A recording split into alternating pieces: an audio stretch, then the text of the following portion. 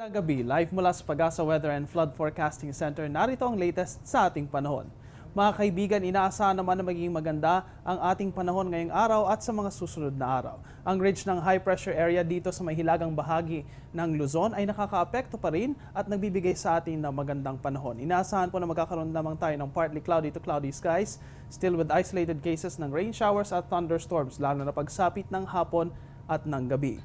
Dito naman ang easterlies mula sa Karagatang Pasipiko ay umiihi pa rin at nakakaapekto dito sa may Kabisayaan at sa Mindanao at nagbibigay nga ng mainit na temperatura. At napag-ausapan na rin natin ang mainit na panahon na natiling mainit ang panahon at kaninang alas 4 ng hapon nakalap ng Pag-asa ang highest temperatures sa araw na ito.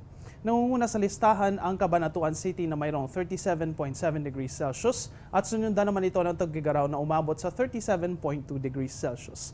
Hindi naman nalalayo dito at nalalayo sa isa't isa ang Naiya Parañaque, ang Sangley Point Cavite at ang Clarkson Pampanga na nagkaroon ng maximum temperatures na 36.9, 36.8 at 36.6 degrees Celsius.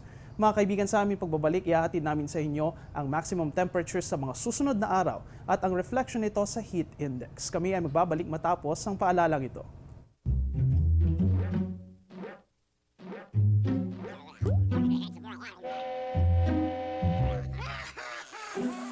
Worried kung nasaan ang package mo?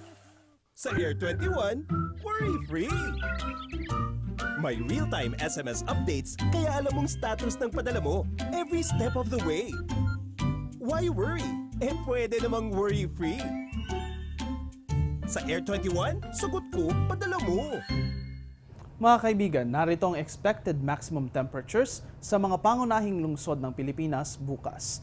Tinatayang aabot ang init ng panahon sa Metro Manila, Metro Cebu at Metro Davao ng hanggang 39.6 degrees Celsius, 38.9 at 37.0 degrees Celsius. Kakibat nito sa Tuguegarao City at sa Metro Manila sa susunod na 4 na araw ay aabot ang maximum temperature at maglalaro ito pagitan ng 39.4 hanggang 40 degrees Celsius, lalong-lalo na dito sa may Tuguegarao City. Mga kaibigan, ang recorded temperatures na itatala ng Pag-asa ay iba pa sa actual temperatures na nararamdaman natin at dahil iyan sa dagdag na epekto ng humidity o alinsangan ng panahon. Kapag nadadagdag na ang dalawang ito, nakukuha natin ang actual felt temperatures at nalalaman natin ang epekto nito sa ating katawan sa pamamagitan ng heat index. Makikita po natin na sa range na 32 to 41 degrees Celsius, ang temperatures ay naglalaro sa extreme caution sa Human Discomfort Index. Ang ibig sabihin po nito ay maaari tayong makaranas ng heat cramps, heat exhaustion o di kaya ay heat stroke kapag tayo ay matagal na nabibilad sa sikat ng araw. Payo ng mga eksperto, uminom ng maraming tubig kapag hindi makakaiwas sa sikat ng araw o di kaya magsuot ng light-colored clothes para hindi naman magkaroon ng heat-related injuries. Tinatapos natin ang ulat panahon ngayong gabi sa astronomical data mula sa Pag-asa.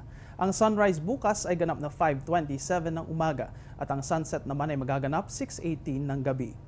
At yan ang latest mula dito sa Pag-asa Weather and Flood Forecasting Center. Please check our social media accounts on our website para sa latest weather information mula dito sa Panahon TV kung saan walang pinipiling panahon ang pagbibigay impormasyon. Ako ang inyong weather guide, Earl Figuracion. Magandang gabi sa inyong lahat.